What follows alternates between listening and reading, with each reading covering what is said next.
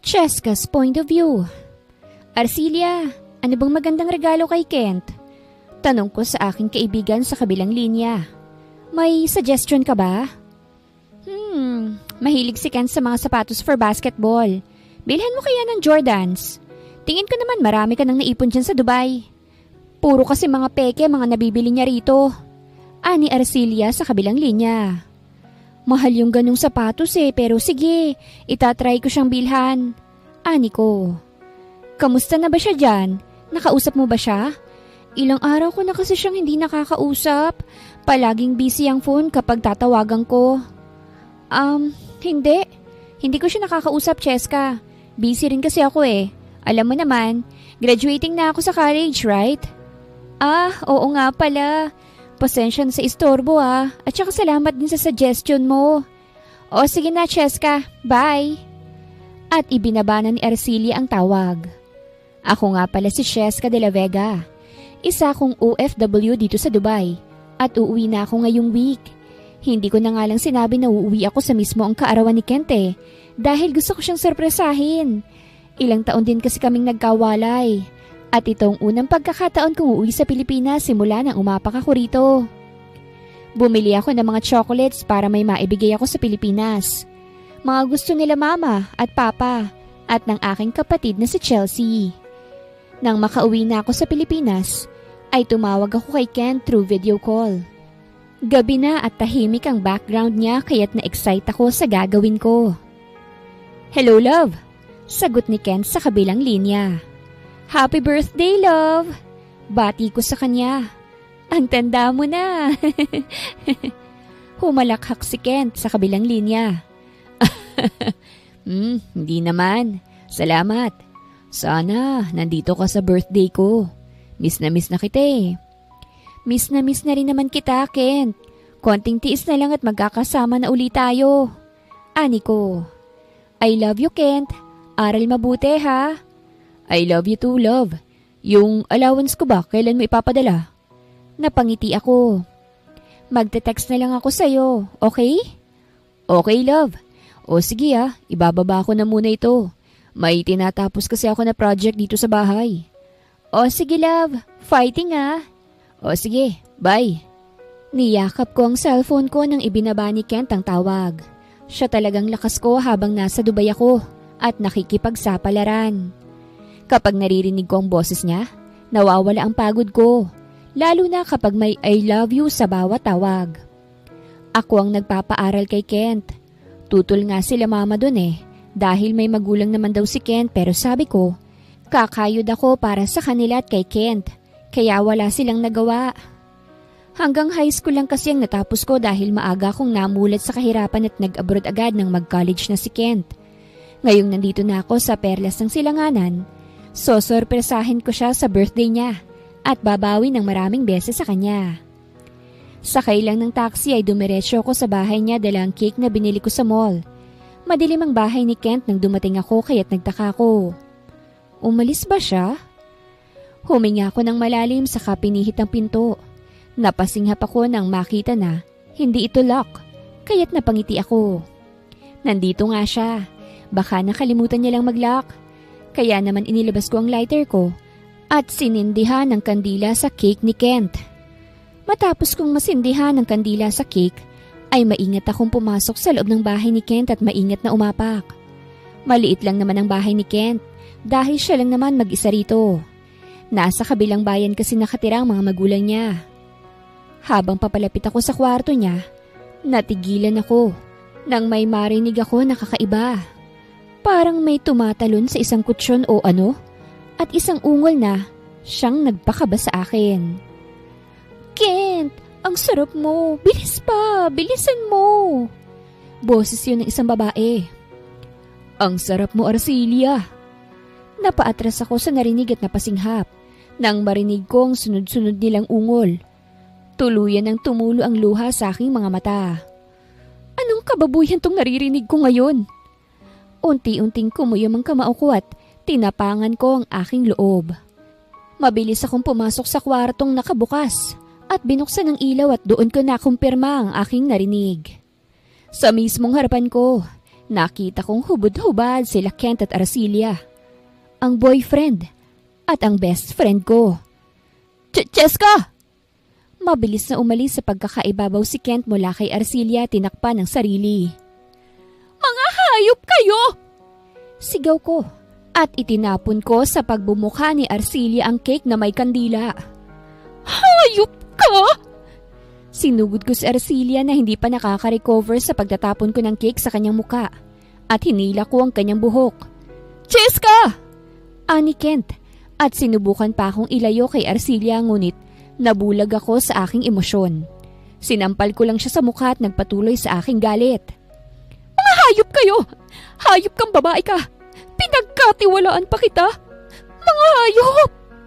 Sigaw ko at malakas na hinila si Arcilia palabas ng kwarto at palabas ng bahay na hubot-hubad. Tama na, Cheska! Tama na! Tama na, please! Iyak ni Arcilia. Lumabas sa mga kapitbahay ni Kent at nagulat sila sa kanilang nasaksihan. Binitawan ko si Arcilia na ngayon ay niyakap na ang sarili dahil hubot-hubad siya. Agad siyang dinaluhan ni Kent at tinakpan ng kumot.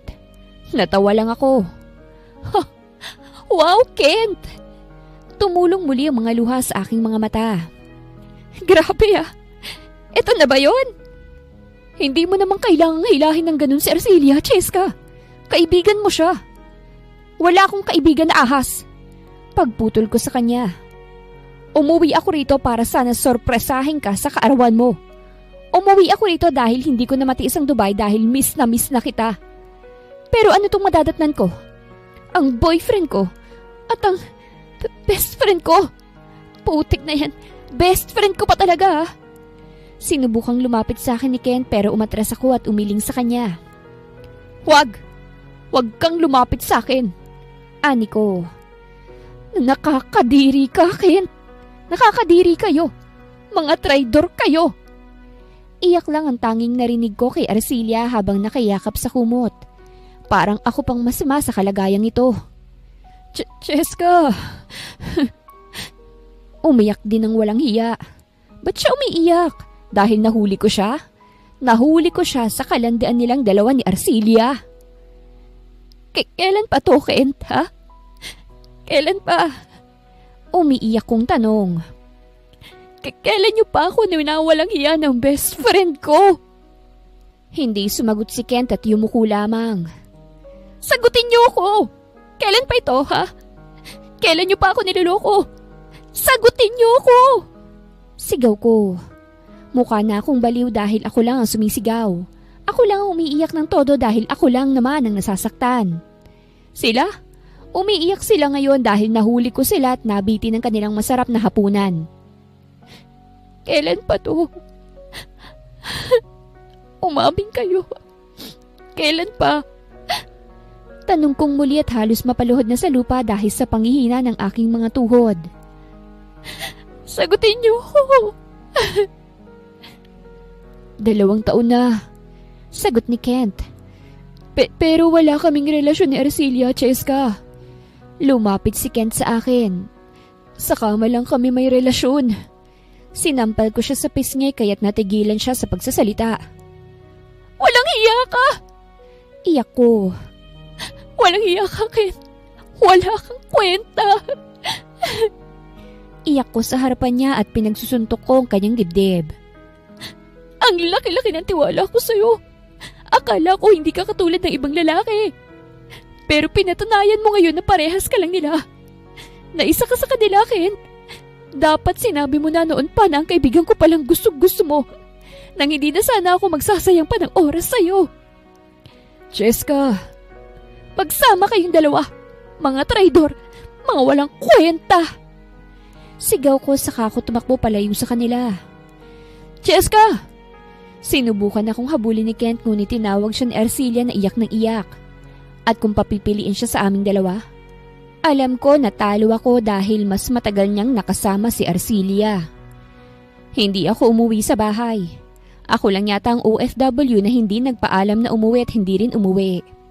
Nandito ako ngayon sa isang bridge. Sobrang lamig at nililipad ang aking mahabang buhok. Blanko ang aking isipan na tulala sa kawalan. Yung luha ko tuyong-tuyo na rin at wala na yatang ilalabas pa. Hindi ko na kaya itong nararamdaman ko. Ang bigat-bigat na. Grabe. Akala ko si Kent nang para sa akin dahil sobrang seryoso ko sa kanya. To the point na halos isakripisyo ko ng lahat para sa kanya. Ngayong niloko niya ako. Hindi ko alam kung may mukha pa ba akong ihaharap sa pamilya ko. Na minsan ko na ring tinalikuran dahil sa pagmamahal ko kay Kent. Ngayong sinampal ako ng karma, wala na yata akong lakas upang mabuhay pa. Grabing pag-ibig. Ganito ba talaga kasakit? Parang namatayan na wala naman. Dobleng sakit dahil tinraidor ako ng tanging kaibigan ko. Saan ako nito? Uuwi pa kaya ako? O tatalo na labang sa bridge na ito para matapos ng lahat? Yun ang nasa isip ko habang nakapikit. Ang tapusin ng lahat ng sakit. Red's point of view. Sir Red, nasan ka po? Hinihintay ka ni Miss Kayla. Ani sa akin ang aking sekretary na si Julius. Sabihin mo na umuwi na ako. Wika ko habang nagdadrive. Maulan kaya't medyo traffic. Hala sir, baka magalit yun sir. Nangako ka pa naman ng date sa kanya tapos hindi mo na naman pala susiputin. Problemadong sabi ng sekretary ko. Hindi ako nangako sa kanya, si mama ang nangako sa kanya. Masakit ang ulo ko Julius, kaya't ikaw nang bahala riyan. Ani ko. Pero sir, bye. Ibinaba ko ng tawag saka inilagay sa dashboard ang aking phone. I want to go home because I want to rest. Daming trabaho these past few days at kailangan na kailangan kong magpahinga. Kasalukuyan akong nagdadrive patungo sa condo unit ko pero medyo traffic. Kaya't medyo mabagal ang usad ko. Nang madaanan ng sasakyan ko ang isang bridge ay natigilan ako nang makitang isang babaeng nakatayo roon. Umawang ang labi ko't biglang kinabahan. What is she doing? Nakaspread pang kanyang mga kamay. May plano ba siyang tumalon? Hininto ko ang aking sasakyan sa gilid at saka lumabas dalang payong. Akmang tatawagin ko sana ang babae kaso bumaba siya sa pinapatungan niya. At nang makita ko ang kanyang muka, wala itong kabuhay-buhay. Mugtong-mugtong mga mata at mukhang nawawalan na ng pag-asa sa buhay. Nang mapatingin siya sa akin ay natigilan ako. Mapakla siya ng umiti bago umikot ang mga mata niya't natumba. Mabuti at mabilis akong nakalapit sa kanya. Kaya hindi siya tuluyang bumagsak sa sahig. Dinala kong walang malay na babae sa aking kondo. At doon, nagpatulong ako sa babaeng kapitbahay ko na bihisan siya. At ako naman ang naglagay ng towel sa kanyang noo. Nilalagnat ang babae at halatang halata sa kanyang mukhang pagod at sakit. Bakit ka umiiyak? Sino bang iniiyakan mo? Malaya akong napagmasdan ng kanyang mukha. Maganda siya. Yun ang unang napansin ko. Kung hindi siya ordinaryong tao, pwede siyang maging artista sa mga Korean novela. Cheska's point of view. Nagising ako sa isang hindi pamilyar na kwarto. Masakit ang ulo ko at ang bigat ng pakiramdam ko. Nasaan ako? Nagpalingaling ako at una kong napansin ang kagandahan ng kwarto. Hindi naman siguro ito hotel na pinag-iistayan ko, right? Bumukas ang pinto ng kwarto at iniluwa roon ng isang gwapong lalaki na nakaroba lamang. Biglang naglakbay ang aking isipan sa nakita.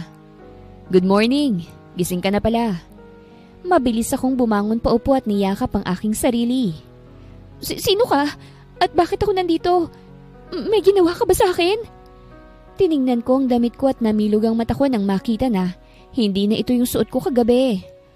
Anong ginawa mo sa akin? Easy woman, wala akong ginawa sa'yo. Sinungaling! Sigaw ko at mas lalo lamang akong nataranta. Bakit ka nakaroba akong ganon? At paanong nag-ibang damit ko? Nakita kita sa bridge. Paliwanag ng lalaki. Dinala lang kita rito at nagpatulong sa kapitbahay ko na babae. Wala akong nakita sa'yo. So calm down. Mukhang totoo naman ang sinabi niya dahil seryoso naman ang kanyang boses. Bukod ron, nakuha niya ang atensyon ko. Nakita niya ako sa bridge. Nakita niya bang pag-iyak ko? Kumayam ang kamao ko nang maalala ko na naman ang nakita ko kagabi. Ang ahas kong kaibigan at ang makatikong boyfriend. Wala sa sariling tumulo ang luha sa aking mga mata. Ngunit agad ko yung pinunasan. Nakita ko ang taranta sa lalaking nakaroba at binaba ang dala niyang tasa. Hey, don't cry. Promise wala akong ginawa sa'yo. Nakita lang talaga kita sa bridge. Anya at tumabi sa akin para patahanin ako. Kung balak mong tumalon, wag mong balakin. Masasayang lang ang buhay mo. Marami pa namang nagmamahal sa iyo eh. Kumurot ang puso ko. Marami nga ba talaga? Kung marami, madali lang sana ako makakauwi sa pamilya ko. Hindi nga nila alam na nandito ako sa Pilipinas. Nakakapangsisi. Mas pinili ko ang lalaking wala namang kasiguraduhan at posible kang saktan. Nilaban ko siya sa pamilya ko pero ito ang isinukli niya sa 6 na taon naming relasyon. Ang lokohin ako. Here. Kinuha niya ang palad ko at may inilapag siya ron. Nang tingnan ko ito, umawang ang labi ko nang makita na chocolate ito na kisses. Napatingin ako sa kanya. Don't cry, You'll be fine. Kung ano man yung dinadala ng dibdib mo ngayon, mapapawi din yan. Anya sa akin. Hindi ko kilalang lalaking to pero medyo napagaan niya ang loob ko. Akmang magsasalita na sana ako nang bumukas muli ang pinto ng kwarto at pumasok ang isang sosyaling babae na namilog ang mata sa kanyang nakita. Namilog rin ang mata ng lalaki sa tabi ko at napatayo. Ma! Kaya naman pala! Ani ng sosyaling babae at malisyoso kaming tiningnan. Kaya pala't hindi mo sinipot si Miss Kayla dahil may tinatago ka palang babae rito sa kondo mo. Namutla ako sa narinig. Ha? Ma! Lumapit ang lalaki sa mama niya. It's not what you think. Ay, huwag mo nang i-deny, iho. Hindi naman ako galit. Ngumiti ng malaki ang mama ng lalaki at saka lumapit siya sa akin. Namutla ako lalo. Ikaw bang girlfriend ng anak ko, iha? Po, hindi ho. Ay sus, huwag mo nang i-deny, iha. Hindi naman ako galit. Humalakak ang sosyaling babae at saka ngumisi ng malaki sa amin. Ilang beses ko na kasing pinapa-arrange ng date itong anak ko para magkaroon na siya ng girlfriend. Pero hindi na pala kailangan dahil naririto ka na pala. Ma! Anong ginagawa ninyo? Tanong niya pat mas lalo pang naging malisyosa ang reaksyon. Huwag ninyong sabihin na you spent the night together? Ma, hindi po. Nako, huwag mo nang i-deny, iho, ha? Kitang-kita naman sa roba mo eh. Ani ng sosyaling babae at saka kumindat sa akin. Sana, makabuo agad kayo, ha? Para panatag ng loob ko. Alam nyo kasi matagal ko nang inaasam-asam na magkaroon ng apo eh. Dahil itong anak ko na lang hindi nag-aasaw sa kanilang magpipinsan. Hindi po kami subok kong pagpapaliwanag. Wala pong nangyari sa amin at hindi ko po siya boyfriend. Pero bingi yata ang sosyaling babae dahil nagpatuloy lamang siya sa kanyang ilusyon at walang pinakinggan sa aming dalawa. Hanggang sa umalis na ito nang may tumawag sa cellphone. Hindi kami nabigyan ng pagkakataong magpaliwanag. Kaya naman ay problemado ang lalaki. Ayos ka lang ba? Tanong ko sa kanya. Pasensya na ha. Sabihin mo na lang sa mama mo na hindi totoo yun. Bumaba na ako sa kama. Maraming salamat sa pagtulong sa akin. Kailangan ko nang bumalik eh. Naiwan ko yung mga gamit ko sa bahay ng ex ko. Napalunok ako. At uuwi na ako sa amin. Ihahatid na kita. Hindi na. Tanggi ko. Sakto na itong ginawa mong pagtulong sa akin. Baka may gagawin ka pa eh.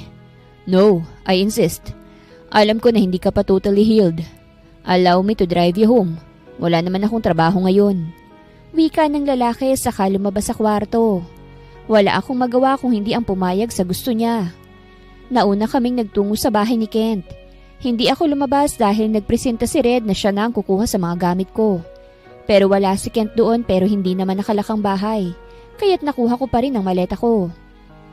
Galing ka bang ibang bansa? Tanong niya habang nagmamaneho patungo sa aming bahay. Oo. Kagatlabi kong sabi habang nakatingin sa may bintana. Dumating ako kahapon eh. Para sana sorpresahin ng boyfriend ko.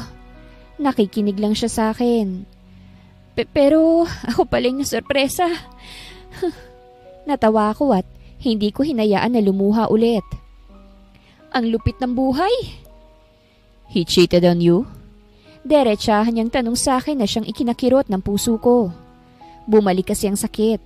Palaging bumabalik sa isipan ko ang imahe na yon. Ang eksena kung saan nakapatong ang boyfriend ko sa kaibigan ko. Oo, garalgal kong pagkasabi. Ang boyfriend ko at ang kaibigan ko. Sa gilid ng mata ko'y nakita ko na humigpit ang hawak niya sa manibela niya. Naisip ko nga rin talaga na tumalon. Pag-amin ko. Pero hindi ko kaya eh. Ang dami ko pang hindi naaabot sa buhay. Hindi mo kailangang sayangin ang buhay mo dahil lang sa walang kwentang lalaki, Miss Cheska. Wika ng lalaki kaya't napatingin ako sa kanya. Marami pa dyan. Hindi ka mauubusan. Tumango ako at saka napabuga na lamang ng hangin. Hinatid nga niya ako sa bahay at gulat na gulat ang aking pamilya sa pagdating ko. Umuwi ka na pala? Bakit naman hindi ka nagsabi? Tanong agad ni Mama at inilipat ang tingin sa kasama ko. Sino ito? Bagong boyfriend mo? Pinalitan mo na bang pangit mong boyfriend? Ma, nagpunta yun dito kanina. Baka hindi pa yun nakalalayo. Hinahanap ka niya sa amin eh. Malay ko ba kung nasan ka eh, hindi ka naman nagsabing uuwi ka. Papasensya na ho. Bahagya akong yumuko bago inilipat ang tingin ko kay Red. Maraming salamat sa paghatid ah. Ngumiti siya sa akin at nakita ang dimples niya sa pagngiti niya. Walang anuman, aalis na ako. Cheska! Cheska! Namilog ang mata ko nang marinig ko ang boses ni Kent. Hindi pa man nakakaalis si Red, ay sinuntok na ito ni Kent.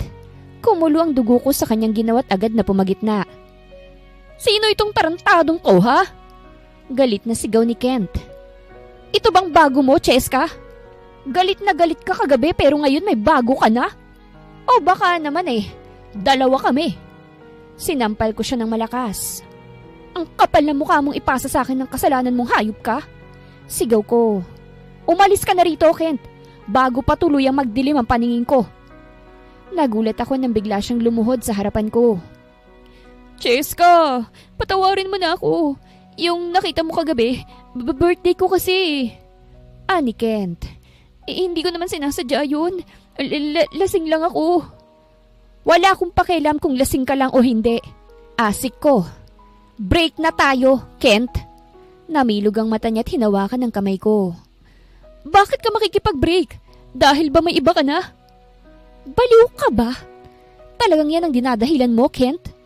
Bakit parang nag-iinerte ka na para bang wala kang ginawang kababuyang kagabi? Na para bang hindi mo kinakama ang best friend ko? Abay, hayop na yan ah! Narinig kong sambit ng aking papa. Cheska! Umalis ka na! Sigaw ko at saka pumasok na sa loob ng bahay. Gusto man akong habulin ni Ken pero hindi na siya nagkaroon pa ng pagkakataon dahil hinarangan na siya ni Papa. Kaya't wala siyang nagawa kung hindi ang umalis. Nagtagal din sa bahay si Red dahil ginamot namin ang sugat niya. Naku, sayang naman ang mukha mo't na-black ayan pa ng pangit na yon. Ani Mama matapos gamutin ang sugat ni Red na malapit sa mata niya. Mag-file ka ng kaso, iho, nang sa kulungan siya magtatapos ng kanyang pag-aaral. It's alright, thank you. Ani Red sabay tingin sa akin. Ayos ka lang ba? Tumango ako. Oo, pasensya na't nadamay ka ah. It's alright. Nagulat ako nang binigyan niya ako ng calling card. Tinanggap ko ito saka napatingin sa kanya. Call me if you want someone to talk to. I'm always available. Tumayo na siya't muling nagpasalamat bago ito umalis. Masaya ang aking mga magulang na nakauwi ako at nawala ang tampo sa kanilang mga puso nang malaman na hiwalay na kami ni Kent. Ayun lang kasi ang hinihintay nila. Ang matauhan daw ako. Hindi na ako babalik sa Dubai. Gustuhin ko man para makabawi sa mga magulang ko ngunit ayaw na nila. Gusto na nilang dito ako sa Pilipinas at mag-aaral na lamang ng kolehiyo sa susunod na pasukan. Ngunit sadyang mas gusto ko talagang magtrabaho. Kaya naman nang ma-hire ako sa isang mamahaling bar bilang waitress. Nagtrabaho agad ako upang mawala sa isipan kong nangyari sa relasyon ko. Ano ba naman to? May panty ni Inday! Anikot na kangiwing inangat ang panty na napulot namin sa isang sofa nang magsara ang bar. Bukod sa pagiging waitress, tagalinis din kami ng mga kalat. Kaya minsan may napupulot talaga kami ng mga hindi kaaya-aya. Gaya na lamang ng panty, brief, iba-ibang laruan para sa, alam nyo na. At ang pinaka-worst, kondom na may laman ng ano ng lalaki. Punit ah! Natatawang sambit ni Rosella, ang aking katrabaho. Mukhang sobrang agresibo yata. Baka loose thread na talaga. Komento naman ni Divine. Alam mo naman minsan yung mga lalaki rito kumukuha lang ng mga babae galing sa labas. Tapos dadalhin dito sa VIP room nila. At ayun, wrestling agad. Hay nako, ang kakalat. Di ba sila naaawa sa mga tagalinis? Natawa na lamang ako sa itinapon sa trash can ng panty. 2 buwan na palang nakalipas simula nang dumating ako sa Pilipinas. At malapit na ring mag2 buwan simula nang magtrabaho ako rito. Matino naman ang bar na ito kahit tutol sila mama at papa. Mga mayayaman kasi kadalasan ng mga umiinom. At kung may babastos man, pinapalabas. Kaya nagustuhan ko rin dito dahil hindi toxic ang paligid. Mga mababait ang mga tao at mga matulungin.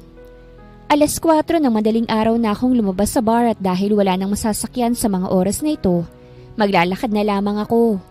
Ngunit hindi pa man nagsisimulang maglakad ay may nakita na akong isang pamilyar na lalaki na nakasandal sa kanyang kotse. Humihikab pa. Nung una, hindi ko nakilalang mukha dahil nagbago ang gupit. Pero nang magkatinginan kami, ay ngumiti siya at nakilala ko na siya. Red! Umayo siya ng tayo saka lumapit sa akin. Mabuti naman at nakilala mo pa ako. Anya sabay ngiti.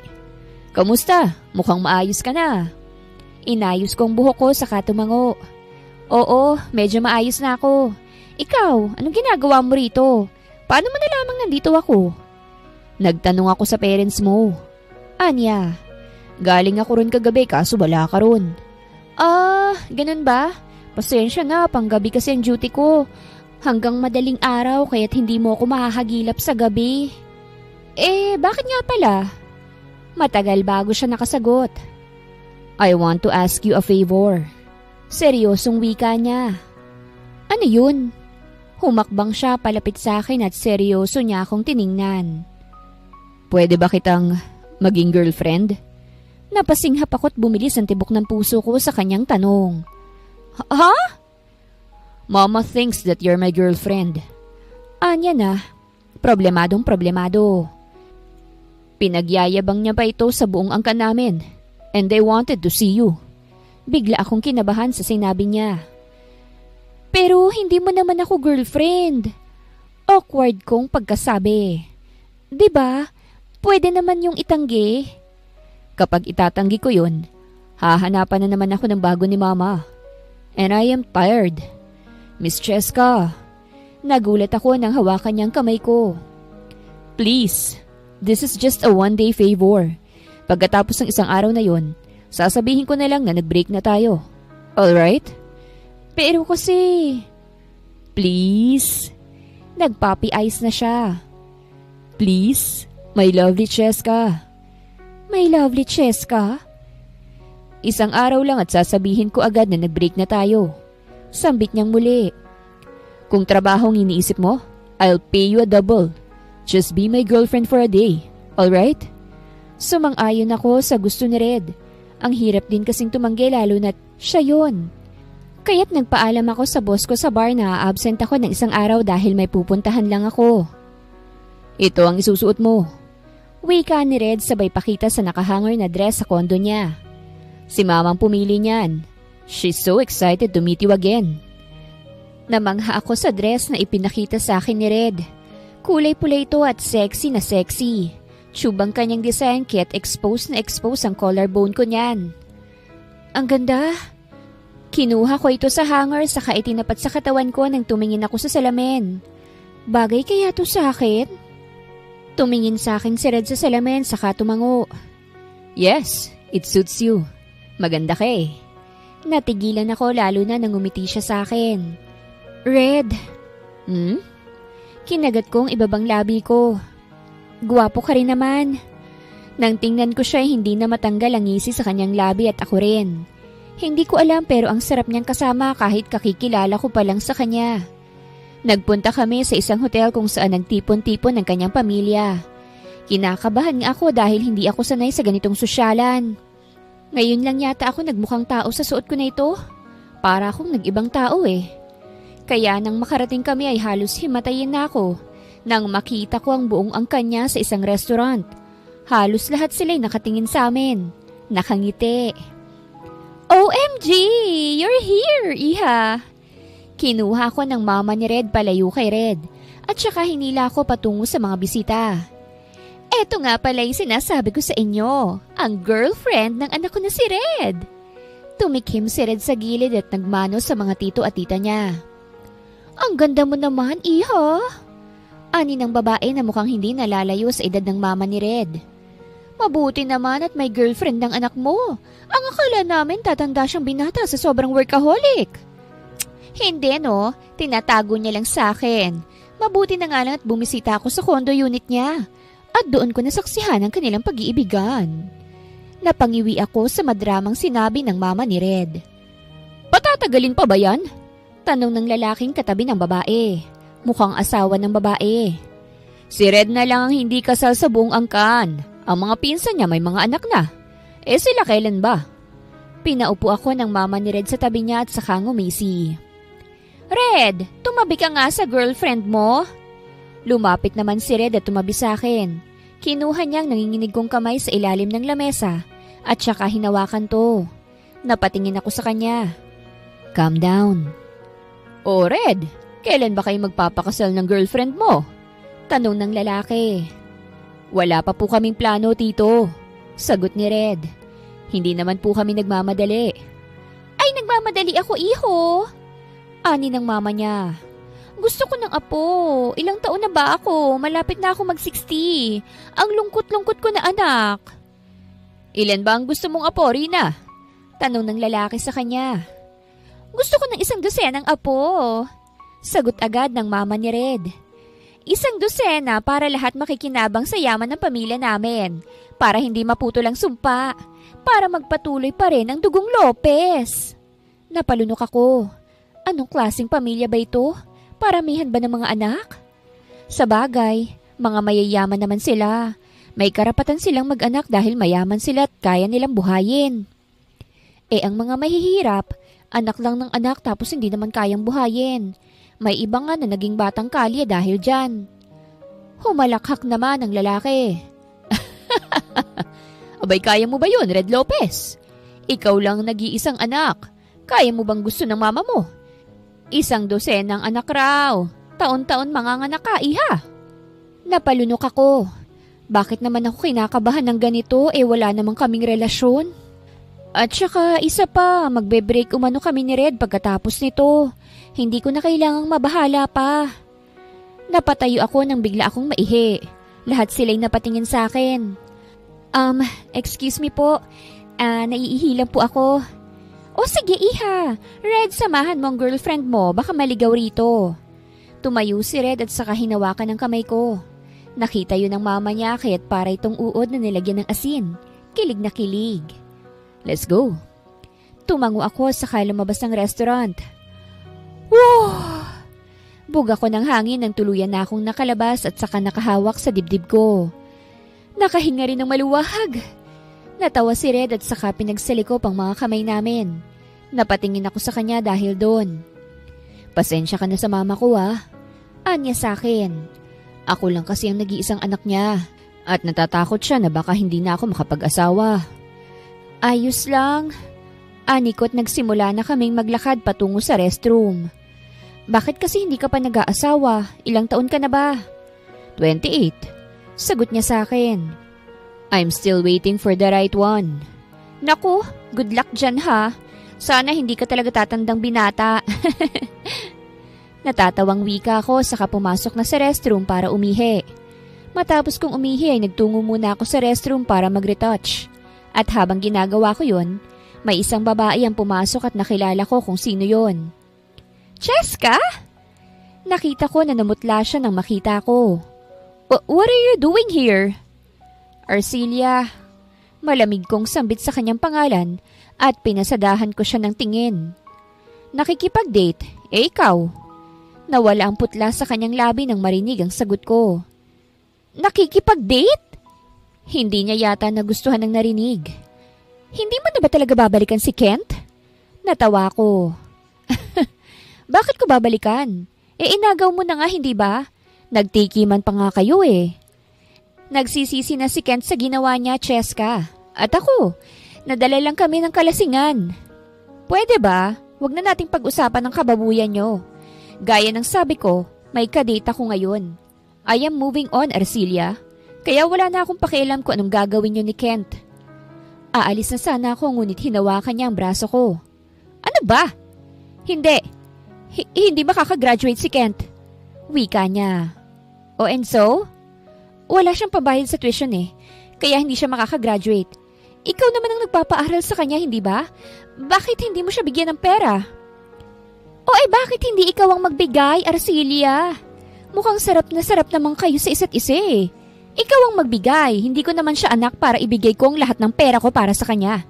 Hindi ko siya asawa at hindi ko na siya boyfriend. Iwinakli ko ang kamay niya at saka lumabas na sa restroom. Paglabas ko, nakita ko agad si Red na naghihintay. Agad ko siyang nilapitan at hinawakan sa braso. What's wrong? Tanong niya.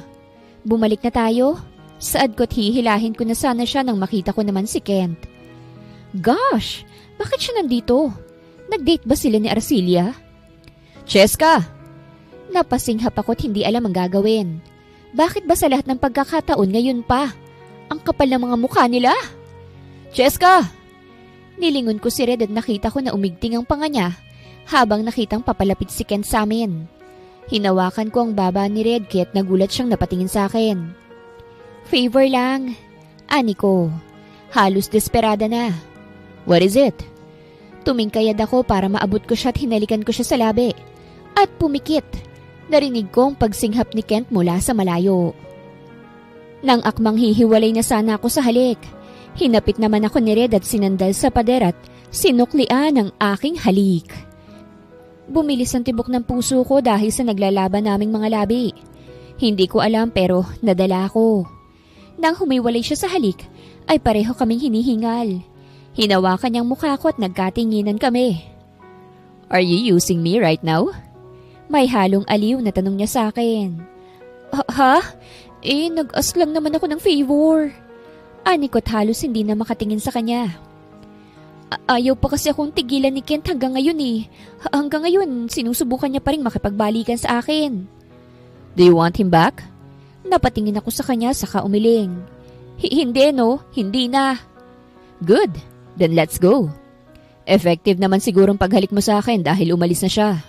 Tumango siya saka bumalik na sila sa restaurant. Magandang araw mga viewers. Ang kwentong ito ay hatid ng Love Series TV. Salamat sa pakikinig. Masaya namang kasama ang pamilya ni Red. Kahit hindi pa nila ako masyadong kilala, hindi iba ang tingin nila sa akin.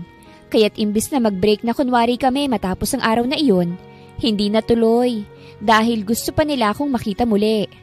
At simula sa araw na iyon, tuluyan ang nagparamdam sa akin si Red sa kanyang nararamdaman sa akin.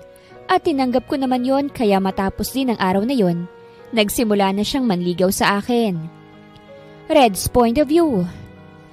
Anak, dalhin mo naman si Cheska sa party bukas. Birthday ng pinsan mo eh. Saad ni Mama sa akin nang umuwi ako sa bahay.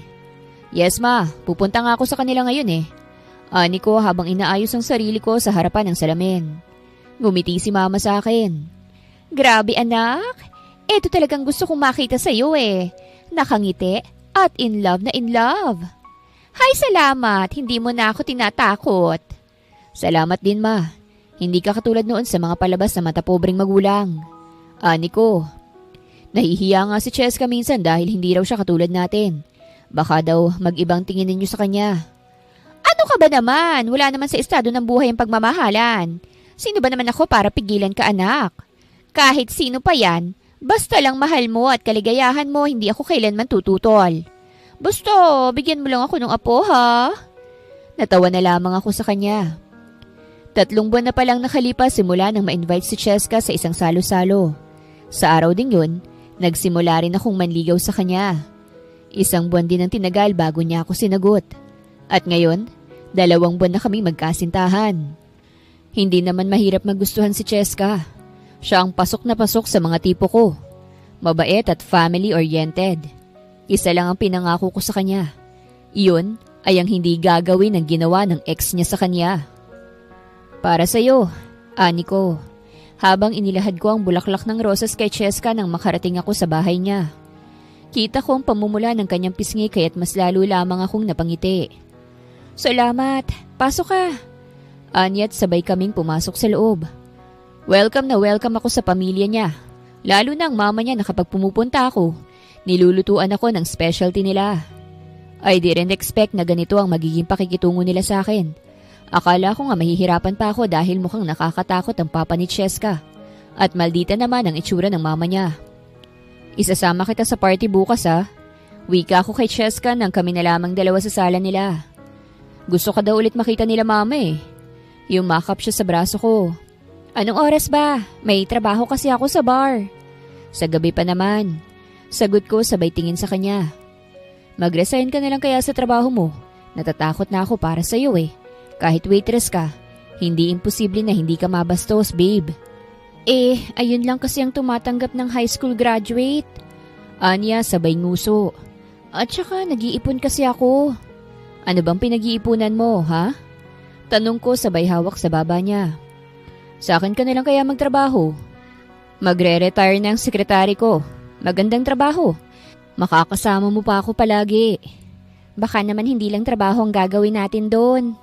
Anya, at saka mahina niya akong tinampal sa braso.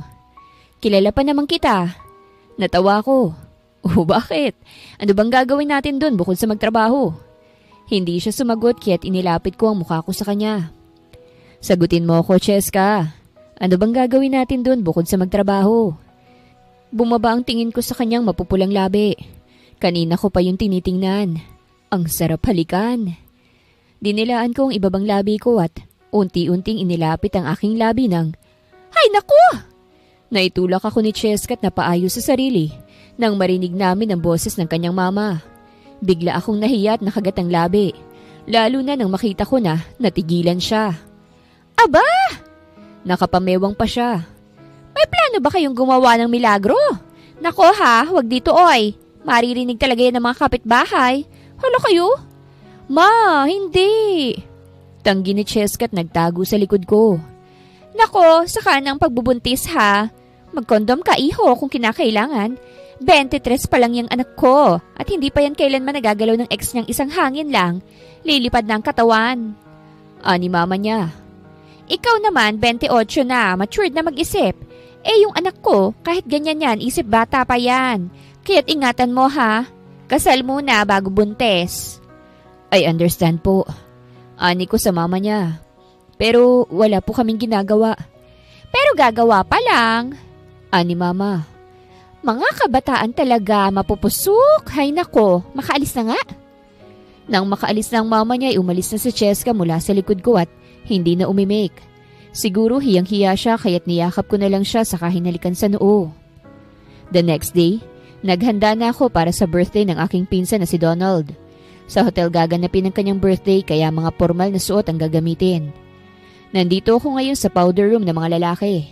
Inayos ko ang necktie ko saka inayos din ang buhok. Si Cheska naman kasama sila mama, kaya hindi na ako dapat mag-alala pa. Paglabas ko sa restroom, nabangga akong isang babae kaya't napaupo siya sa sahig. Sorry, nilahad ko ang aking kamay upang tulungan siyang makatayo. Ngumiti naman siya sa akin saka tinanggap niya ang kamay ko. Salamat! Anya, at nanatili pa rin siyang nakahawak sa kamay ko. Ikaw ba si Red Lopez? Ang bagong boyfriend ni Cheska? Who are you? Tanong ko. Hinaplos niya ang katawan ko at napatras ako nang inilagay niya ang kanyang palad sa aking dibdib. Totoo palang naririnig ko na big time ang bago niya. Humagikik siya. Ang bango mo ah. Get off me. Ani ko saka inalis ang palad niya sa dibdib ko. Napasinghap naman siya sa ginawa ko. Oh my gosh! Humagikik siya. Ang gwapo mo at hindi ka easy ah. Mukhang mahihirapan ako sa'yo. Kumindat siya saka bumulong. Kung gusto mong hindi bubulabugin ni Kent ang buhay ni Cheska, sumama ka sa akin, baby boy. Nag-flying kiss siya sa akin bago ako nilagpasan at iniwan na kunot ang noo. Who the hell is she? Napailing na lamang ako saka bumalik na sa event kung saan naghihintay na ang girlfriend ko. Cheska's point of view. Kinantahan namin ng happy birthday ang pinsan ni Red.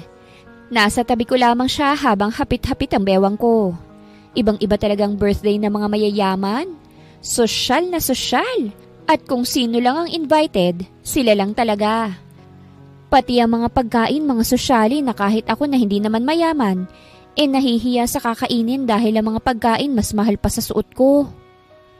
Did you enjoy the party? Tanong sa akin ni Red habang yakap niya ako mula sa likuran.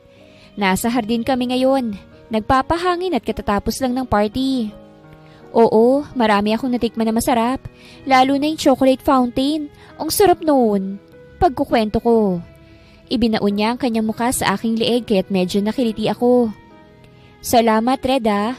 Pasasalamat ko. Ngayon ko lang naranasan ng mga ganito. Ang alin? Ang party? Umiling ako. Hindi. Humawak ako sa braso niyang nakayakap sa akin. Yung ganito, ang sweet-sweet mo sa akin na kailanman ay hindi ko naranasan kay Kent. Siguro dahil mga bata pa kami noon pero first time ko sa lahat ng ito, Red. Pinaharap niya ako sa kanya at inilagay ko ang kamay ko sa likod ng kanyang leeg. You are my first girlfriend. Wika niya sa akin. At hindi na ako maghahanap pa ng iba, Cheska. Kaya itong chance na ibinigay mo sa akin, hindi ko sasayangin yun. I'll make sure that you will end up with me. No matter what. Pinagtagpo niya ang aming mga noo at akmang hahalikan na sana ako nang biglang tumunog ang phone niya. Tumikhim ako at bahagyang nahiya. Sagutin mo muna. Ngumuso ako. Sinagot ni Red ang tawag. Yes, Donald? Now? Alright. Okay, I'll go. Wait, okay? Ibinaba ni Red ang tawag at saka ako tiningnan. Babalik lang ako sa loob saglit. May sasabihin sa Donald eh. Personal daw. Let's go? Maghihintay na lang ako sa'yo rito. Magpapahangin lang ako saglit. Are you sure? Malamig dito sa labas. Niyakap ko ang sarili ko. Ayos lang naman, wala namang lamok eh. Hindi na siya nagsalita ngunit hinubad niya ang kanyang coat at saka inilagay sa akin. Ayan, para hindi na malamig. Babalik ako agad ha? Saglit lang to. Tumango ako at pumikit na lang nang halikan niya ako sa labi. Nang bumalik na sa hotel si Red, habang ako ay naupo sa bench, tumingala ako upang makita mga bituin sa langit. Ngayon lang ako nakaramdam ng kaginhawahan. Ngayon lang ako nakaramdam ng assurance sa mga yakap at halik pa lang ni Red. Idagdag pa ang pamilya niya na tanggap ako. Kahit hindi ako katulad nila na may kaya sa buhay at may narating. Cheska. Binaling ko ang tingin ko sa tumawag sa pangalan ko at napatayo ako nang makita ko ang isang tao na hindi ko inaasahan. Kent? Nandito ka rin pala. Tama nga sa Ercilia. Nandito ka. Anong ginagawa mo rito? Tanong ko. Pinasadahan niya ako ng tingin at kita ko ang mangha sa kanyang mga mata. Ibang-iba ka na. Wika niya. Para ka ng mayaman. Ang sexy mo at mas lalong gumanda. Bakit ka ba nandito? Kinabahan ako. Malibang bisitahin ko ang ex ko? Tanong niya. Ilang buwan din kitang hindi nakita tapos ngayon ibang-iba ka na. Ganun yan siguro kapag big time ang boyfriend mo, no? Kung wala ka nang sasabihin sa akin na alis na ako, ayokong magsayang ng oras sa isang katulad mo. Aalis na sana ako sa hardin nang mahawakan niya ang braso ko na siyang nagpatigil sa akin. Ano ba? Singhal ko sa kanya. Bitawan mo nga ako. Hindi ko pa rin tanggap na wala ka na sa akin. Ilang taon na akong naghintay na makauwi ka. Yun lang naman ang nakita mo eh. Pero inamin mo na 2 taon yun na akong niloloko. Pwede ba? Naka-move on na ako sa'yo. Humigpit ang hawak niya sa braso ko kaya't nakaramdam ako ng takot. 6 na taon tayong magkarelasyon, Cheska. Hindi ko ba sasayangan dun? Hindi. Ang pakikipaghiwalay sa'yo ay siyang pinakamagandang desisyong nagawa ko sa buhay ko. Kent, bitawan mo na ako. Pero napatili na lamang ako nang bigla niyang hinapit ang aking bewang palapit sa kanya at sapilitan akong hinalikan sa labi. Napasinghap ako sa ginawa niya at sinubukan siyang itulak. Pero mas idiniin niya ang kanyang sarili sa akin. What's the meaning of this? Nanghina si Kent sa narinig niya kaya't naitulak ko siya at pinunasan ng labi gamit ang kamay. Nang binalingan kong nagsalita, namilog ang mata ko nang makita ko si Tita Rina. Tita! Namutla ako. Niloloko mo ba ang anak ko, iha? Tanong ni Tita Rina at kita ko ang galit sa kanyang mga mata. Don't you deny it! I saw it! Umiling ako. Tita, hindi ko niloloko si Red. Girlfriend ko siya, ma'am. Pagsabat naman ni Kent. 6 na taon na kami. Kent! Tama na, please. Bakit mo ba ito ginagawa? Hinarap ko ulit si Tita. Tita, I swear, hindi ko niloloko si Red. Hiwalay na po kami ni Kent at ang nakita mo, pinuwersa niya ako. Ayaw ko pa naman sa lahat ay ang niloloko ang nag-iisang anak ko, iha. Malamig na sambit ni Tita. Suportado kong anak ko. I liked and accepted you because you are my son's happiness. Ayaw ko siyang mag-isa sa buhay kapag nawala ako sa buhay niya. I accepted you kahit sobrang layo mo sa estado namin. Pero ano itong ipinakita mo sa akin ngayon? Umiling ako at sinubukan kong lumapit sa kanya. Tita, maniwala po kayo sa akin. Mahal ko si Red at hindi ko siya niloloko. Sinampal niya ako kaya't doon na tuluyang tumulo ang luha sa aking mga mata. Don't you dare lie to me! I saw it with my own eyes. Giit ni Tita Rina at dinuro ako. Nagustuhan pa naman kita para sa anak ko. Pero nagbago ng isip ko sa'yo. You are a slut. Huwag ka nang bumalik rito. Huwag ka nang lumapit sa anak ko. Ayokong mapaligiran ng malalanding anak ko. Tita! Jessica! Bumuhos ang luha sa aking mga mata nang umalis si Tita. Humarap ako kay Kent at saka malakas siyang sinampal.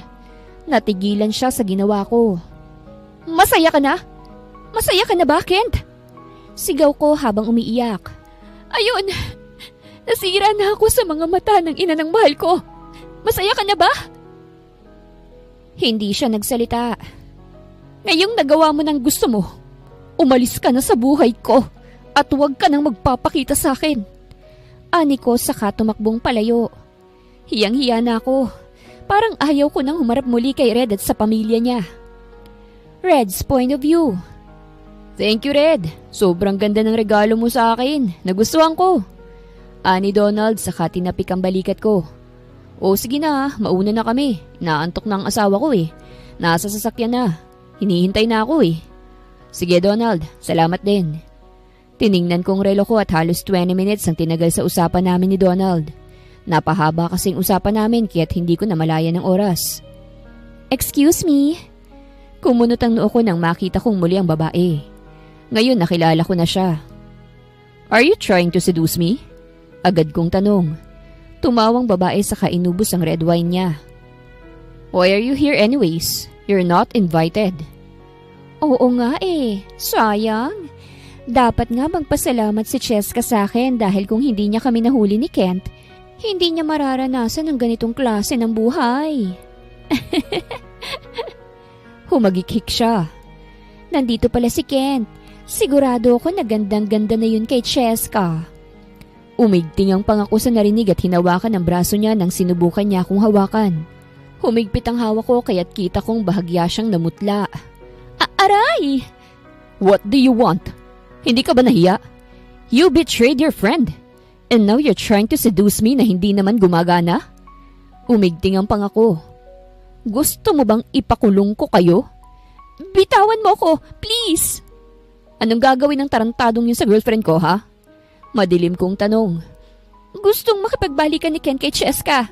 Pag-amin niya't nagpupumiglas siya sa hawak ko.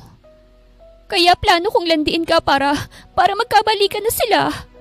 Binitawan ko siya kaya't napasinghap siya.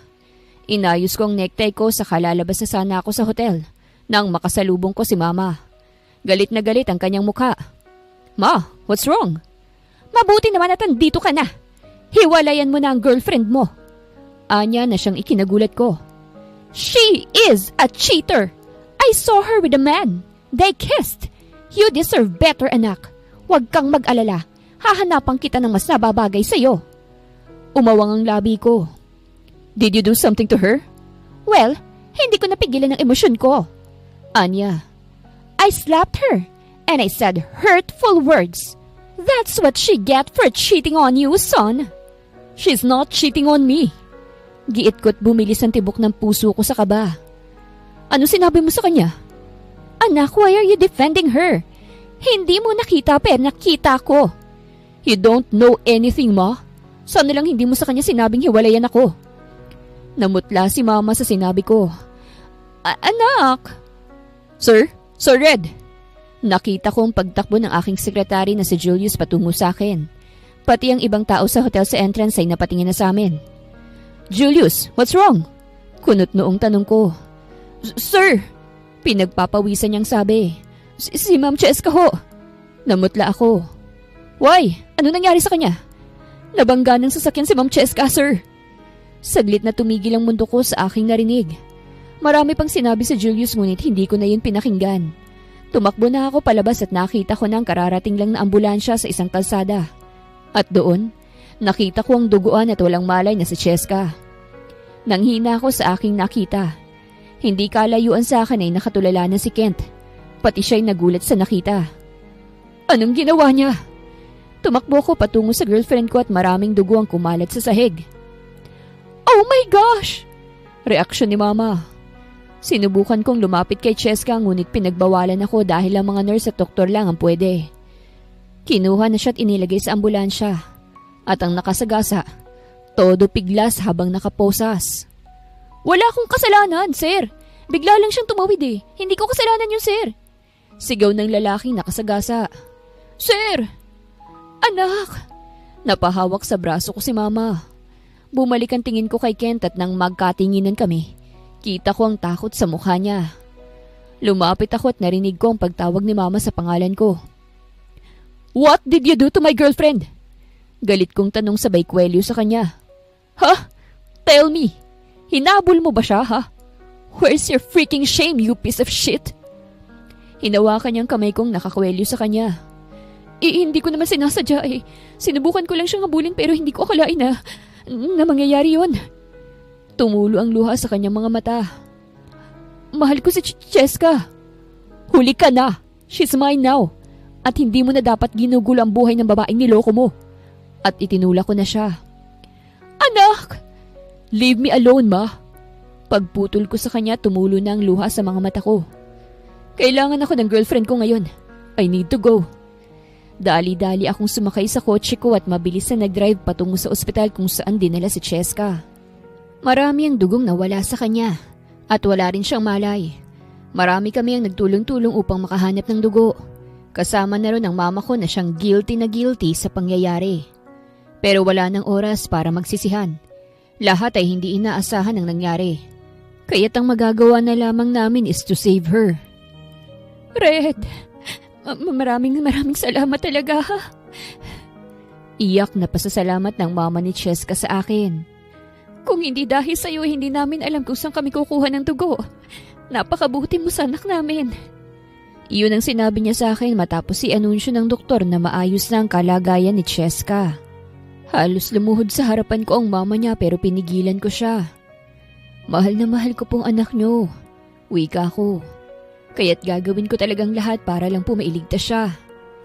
Napahagulgol na ang mama ni Cheska at saka yumakap na sa akin.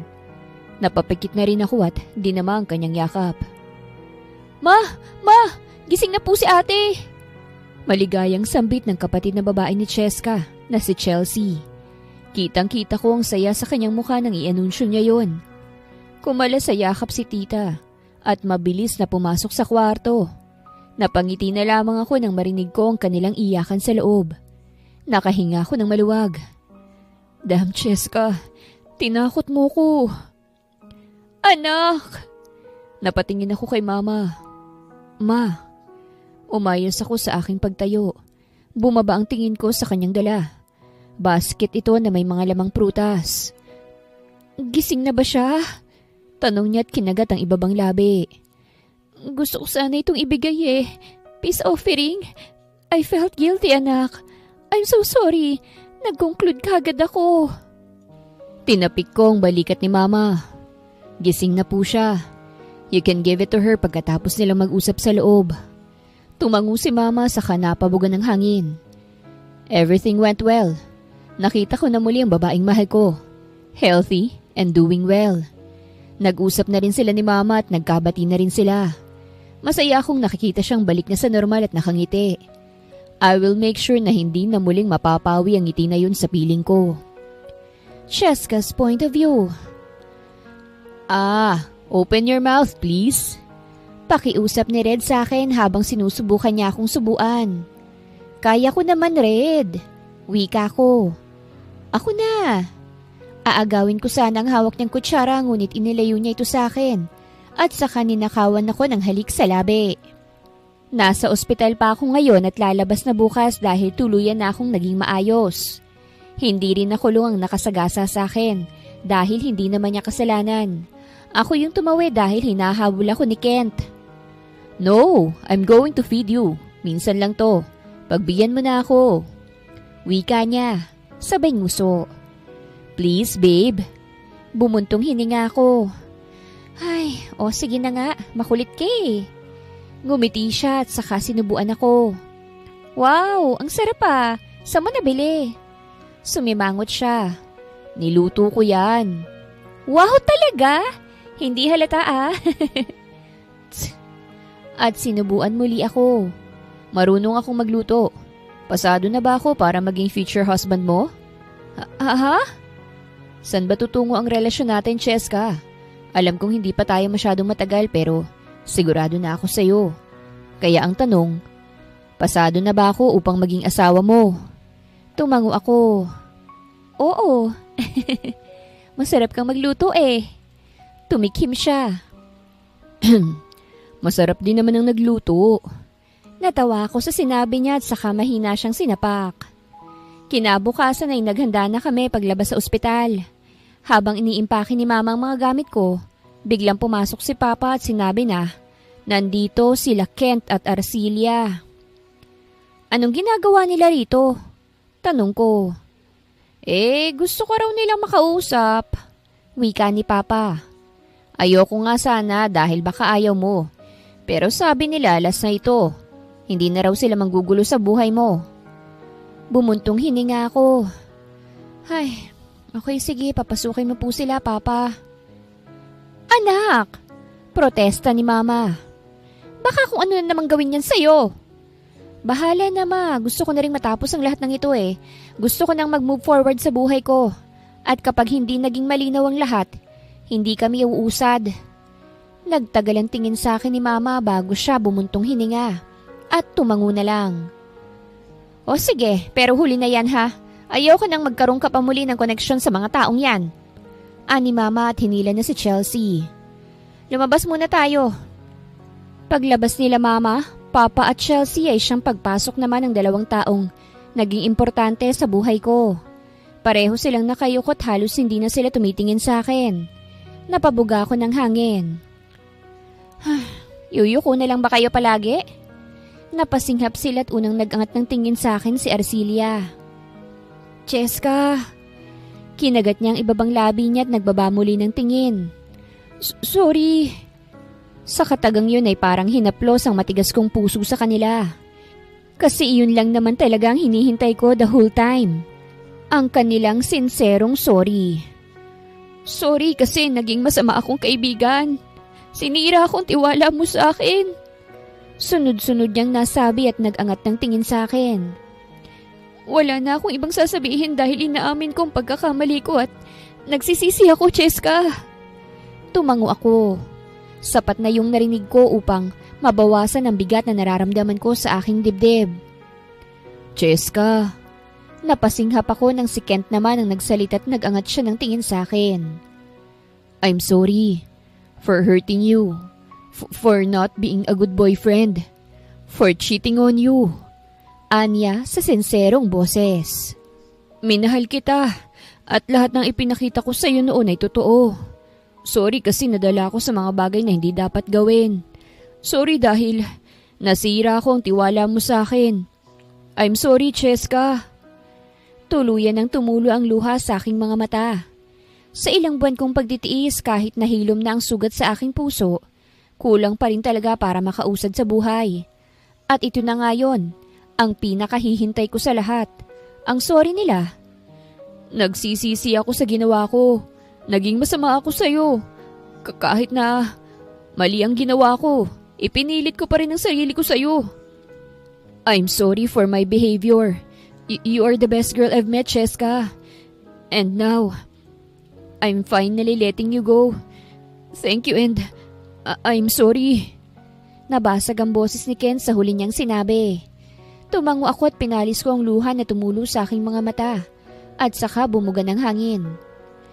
Yun lang ang gusto kong marinig sa inyong dalawa. Ani ko. At saka ngumiti sa kanila. Salamat. Gumaan ang puso ko. At sorry din sa mga nasabi at nagawa ko noong galit ako. Cheska, nandito na ang kotse ng boyfriend mo. Alika na. Bago nangyari ang lahat ng yon, kayo ang pinakamalapit sa puso ko bukod sa pamilya ko. Anak! Opo, ma.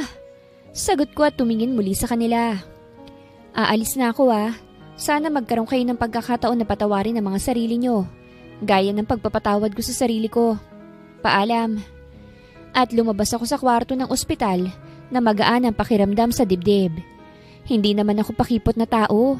Isang sorry lang basta sincero. Ayos lang sa akin. Pero hindi ibig sabihin nun ay napapatawad ko na sila. Hindi naman kasi yun ganun kadali. Lalo na't marami ang nasira. Isa na ron ang tiwala. Pagkalabas ko sa ospital ay nakita ko ang Red na naghihintay sa akin sa labas ng kanyang kotse. Natigilan ako sa paglalakad at napatitig sa kanya. This man in front of me right now is the man that I love. To be in love once again is a risk.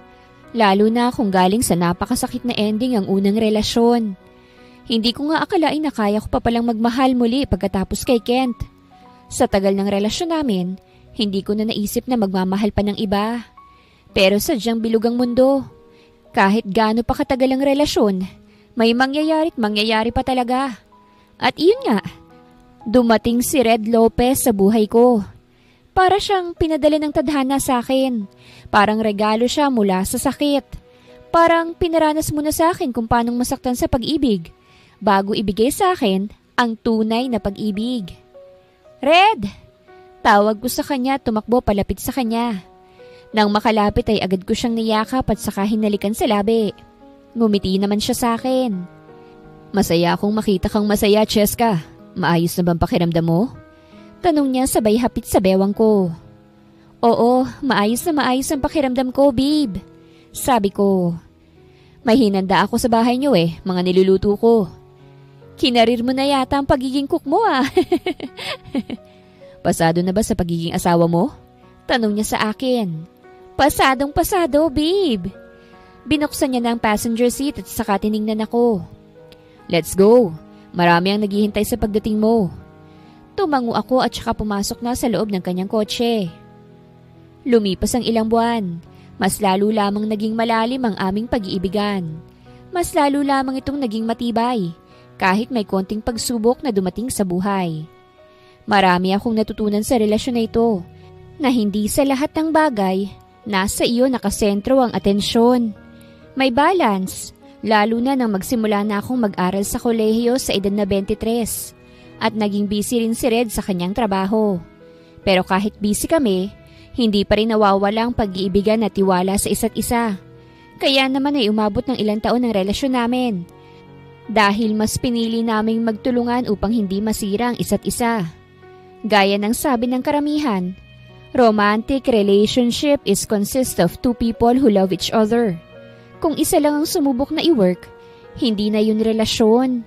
Kaya naman sa mismong Valentine's Day ng aming school sa kolehiyo, bigla na lamang nawindang ang lahat. Lalo na nang mag-propose sa gitna ng oval ang aking pinakamamahal na si Red. Nakaluhod siya sa harapan ko habang may singsing na kumikinang sa isang maliit na box. Red! Pumula ang buong mukha ko kasabay ng pagtulo ng luha ko. Sigurado ka na ba sa akin? I'm always sure about you, Cheska. Wika niya habang nakatingala sa akin. I am sure about you. Ikaw ang gusto kong maging ina ng dosenang apo ni Mama. Natawa naman ako sa sinabi niya at narinig ko ang tilian ng mga estudyanteng nakapalibot sa amin. Grabe naman, bakit dito pa?